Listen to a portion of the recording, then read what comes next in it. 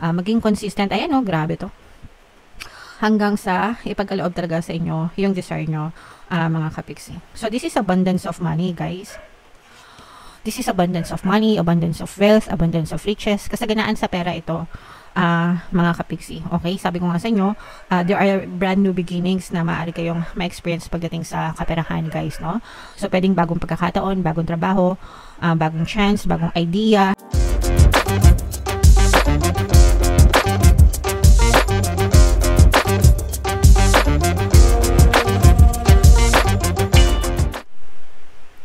Hello guys, hello Capricorn, welcome back to Pinoy Pixie Tarot. Ang pamagatang episode natin for tonight is New Moon Kapalaran para ngayong November to December, mga Kapixie, para sa Capricorn, Sun, Moon, Rising, Sign, and Venus. Yung ating New Moon, mga Kapixie, ngayong November ay sa November 1, no? Tapos yung next na New Moon naman natin ay sa December 1, guys. Kaya ang reading na to ay para sa period na yan, mga Kapixie. And by the way, guys, no, nakapublish na sa ating YouTube channel yung inyong mga 2025 kapalaran para sa bawat zodiac signs. In case hindi nyo pa napapanood, punta lang kayo sa ating YouTube homepage, mga Kapixie. Hanapin nyo na lang yung video para sa zodiac sign nyo. So, ito yung ating moon message, guys. Adjustments are required. So, yan yung moon message para sa inyo para ngayong November, mga Kapixie. Ibig sabihin nito, guys, no? Kailangan nating mag-adjust. Kailangan nating maging flexible, no? Sa ating buhay, mga Kapixie. Kailangan ready tayo na mag-adapt sa mga changes, sa mga pagbabago, sa mga circumstances na nangyayari sa paligid natin. Kasi the more na mas mabilis tayo mag-adapt, mga Kapixie, mas mataas din yung chance of survival natin. Na-accept natin yung mga pagbabago or yung mga pwedeng magbago sa buhay natin ng maluwag sa kalooban natin. And kapag ina-accept natin siya ng maluwag sa buhay natin or sa puso natin, magaan, nagiging magaan yung ating pamumuhay, mga Kapixie. Okay? Attuned to the moon, guys, I am re-evaluating the situation. So, i-re-evaluate nyo, i-reassess nyo, i-re-analyze nyo yung inyong sitwasyon, guys, no? Let's say, for example, bakit ganito yung buhay ko ngayon? Anong nangyayari? What went wrong? Ano pa yung pwede kong gawin? Diba? Yung mga ganon. Ano pang dapat kong gawin? Bakit hindi ko to ma-achieve? Anong alternative na daan or pamamaraan yung pwede kong gawin para ma-achieve ko to eventually. So, yung mga ganun, mga Kapixie, saan ba nakafocus yung attention ko? Very important yun, no? Natatanungin nyo, guys, kung saan palagi nakafocus yung attention nyo. Always remember, mga Kapixie, whatever you focus on manifests. That's why it's very important yung pagfo-focus nyo on a daily basis, mga Kapixie. Additional meanings for this card, guys. Your life may be out of balance and this may be causing your issues, mga Kapixie. So, baka na out of balance na kayo. Pag out of balance, usually, ibig sabihin yan, guys, mas matimbang or malamang yung nega, okay, na nangyayari sa buhay nyo. So, tanungin nyo ulit yung sarili nyo, bakit ako naninega? Okay? And ano ang pwede kong gawin para maiwasan ko yung pagkanega? Ganun yung gawin nyo, mga Kapixie. So, let's say for example, naninega kayo, iniisip nyo yung mga katrabaho nyo, naninega kayo, nai-stress kayo. So, anong pwede nyong gawin, 'di ba? Para hindi kayo manega sa mga katrabaho nyo. Mag-isip kayo ng ibang bagay, mag-focus kayo sa sarili nyo, mga hobbies na pwede nyong gawin, focus on your loved ones, your family, 'di ba? Ganun, mga Kapixie, kasi the more na nag-iisip kayo ng nega, the more na mag-spiral kayo doon, the more na ma-experience nyo siya sa inyong physical reality. Something new and exciting is around the corner. So, may mga bagong paparating sa inyo, guys. Very exciting. And trust may be required to move on from this situation or to move this situation forward. Kailangan nyong magkaroon ng tiwala, mga Kapixie. Trusting the universe, yung ibig sabihin yan. Okay? kahit wala kayong nakikita na evidence sa inyong physical reality, walang movement, there's always movement at the back end, at the background, mga kapiksi. So, palaging iisipin nyo na it's always manifesting and the universe will always deliver you or grant you the results na dinadesire nyo. Basta mag-focus lang kayo, guys. Okay? Alright. So, comment down below if naka-resonate kayo dyan. Mga kapiksi, tingnan natin yung ganap sa inyo ngayong no moon season. Shuffle ko to, guys. Habang sinashuffle ko to, panoorin nyo muna yung video natin regarding sa ating paano mag-manifest ng abundance video course.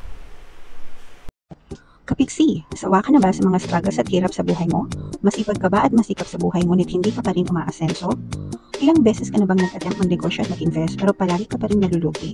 Sa pagkakataon na ito ay maaaring may subconscious beliefs ka na nagiging balakid sa iyong pag-unlad at pagyaman. Introducing, paano mag-manifest ng abundance video course.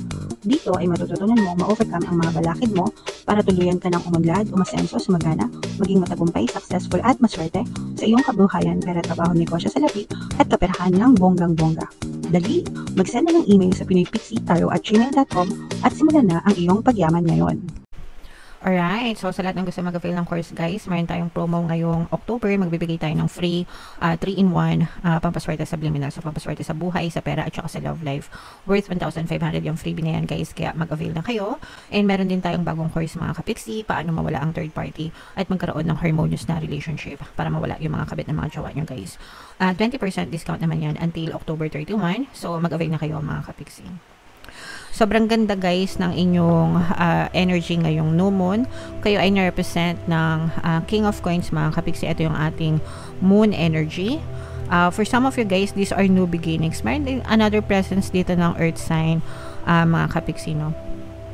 Capricorn, Taurus, Virgo. For some of you, maaring may ganyang element kayo sa inyong natal chart or you may be dealing with another earth sign. Ito, guys, these are new beginnings, no? May mamamanifest kayo ng mga bagong simula, especially pagdating sa kaperahan, mga kapiksi. Kung meron kayong inaantay na good news pagdating sa pera, ibig sabihin, baka may inaantay kayo na good news or update sa trabaho, sa mga ina-playan nyo, sa mga loan na hinihiram nyo, sa mga ayuda na inaantay nyo, sa mga nagpapahiram ng pera or financial help or financial na tulong na inaantay nyo, mga kapiksi. Good news is coming, positive news is coming on your way, mga kapiksi. Papunta na ito sa inyo, so you should be ready to receive, mga kapiksi. Pag sinabing ready to receive, receptive, no? Handa, no? Handa na tumanggap ng mga good news na to. Kaya ito, guys, i-mind nyo na to sa comment section. Wala pa man to, guys, magpasalamat na kayo, no? So, thank the universe. Pinakamagandang affirmation dito is I am receiving it now, okay? So, I am receiving, comment nyo sa baba, mga kapiksi, no?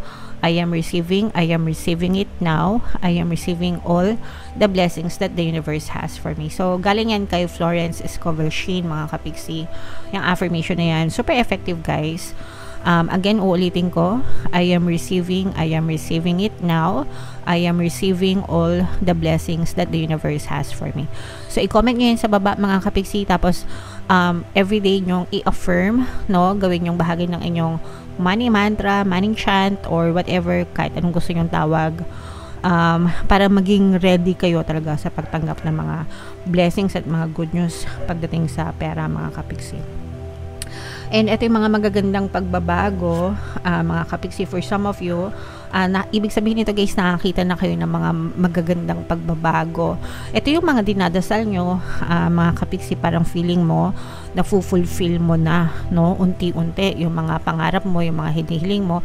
Yung iba sa inyo, guys, parang feeling ko, nararamdaman nyo na nakakabili na kayo ng mga gusto nyo. Kumbaga dati, parang hirap na hirap kayong bumili ng mga gusto nyo. Pero ngayon, parang ang gaan-gaan na pag may gusto kayo, anytime na gustuhin nyo, let's say for example sa Shopee, ang dali-dali nyo na mag-checkout ngayon. Dati hirap na hirap, no? O kaya dati parang hindi nyo pa naiisip na mag-checkout, pero ngayon parang ang bilis-bilis nyo na mag-checkout. Ibig sabihin, parang ang bilis-bilis nyo bumili, ang bilis-bilis nyo makuha yung mga desires nyo sa buhay mga kapiksi. So, ibig sabihin, unti-unti nang nagmamanifest yung mga desires nyo. So, ito guys, i-mind nyo na yan sa comment section. Mind happy changes.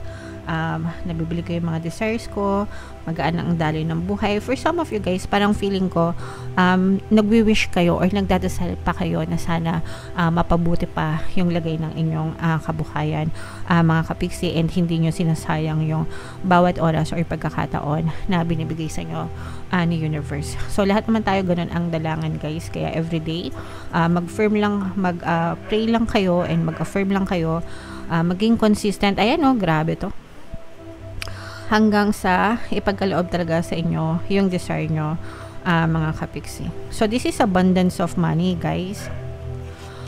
This is abundance of money, abundance of wealth, abundance of riches. Kasaganaan sa pera ito, mga kapiksi. Okay? Sabi ko nga sa inyo, there are brand new beginnings na maaari kayong ma-experience pagdating sa kaperahan, guys, no?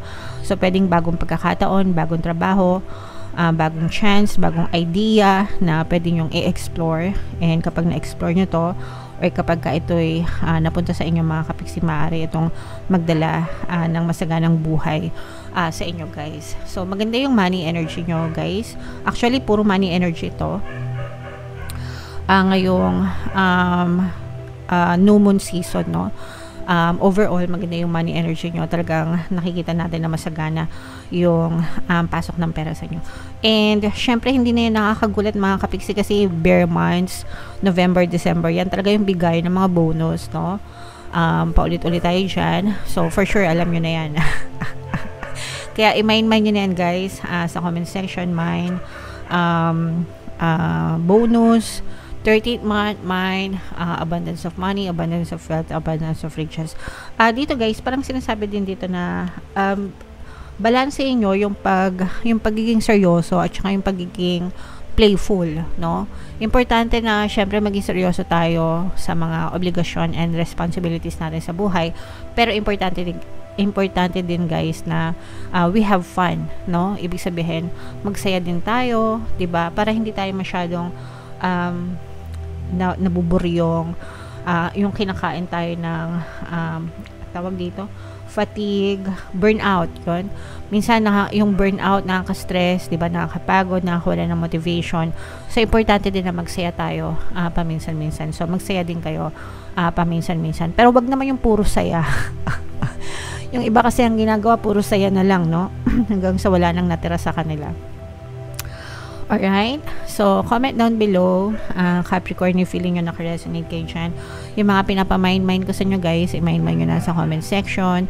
And, yeah, ito yung ating 2025 kapalaran guys. Kung hindi nyo pa napapanood, panoorin nyo na. And ito naman yung ating success stories ng paano mag-manifest ng abundance video course. Click here to subscribe guys. Ito yung ating mga pampaswerte subliminals. Thank you for liking, sharing, and subscribing. See you again next time. I love you all guys. Have a nice day. Bye-bye.